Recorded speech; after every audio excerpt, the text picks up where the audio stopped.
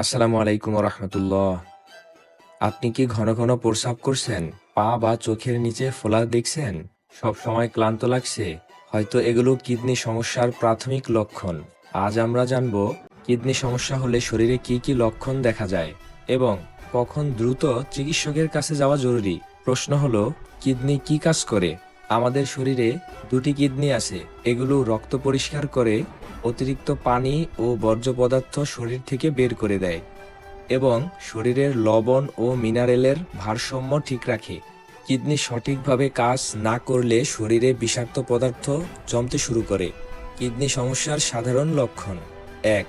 প্রস্রাবে পরিবর্তন, যেমন বেশি বা কম প্রস্রাব হওয়া, ফেনাযুক্ত প্রস্রাব হওয়া, প্রস্রাবে রক্ত আসা। ২. শরীর ফোলা, যেমন পায়ের গোড়ালি, হাত বা চোখের নিচে ফোলা, কারণ শরীরে পানি জমে যায়। ৩. সবসময় ক্লান্ত লাগা, যেমন কিডনি রক্ত পরিশোধন করতে না পারলে রক্ত শূন্যতা তৈরি হতে পারে, ফলে দুর্বলতা ও ক্লান্তি বাড়ে। ৪. ক্ষুধামন্দা ও বমি ভাব, যেমন শরীরে টক্সিন জমলে খাবারের প্রতি অনীহা তৈরি হতে পারে। ৫.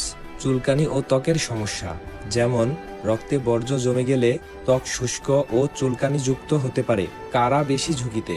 ডায়াবেটিক্স রোগী, উচ্চ রক্তচাপের রোগী, অতিরিক্ত লবণ গ্রহণকারী, পরিবারে কিডনি রোগের ইতিহাস থাকলে। কখন দ্রুত ডাক্তার দেখাবেন?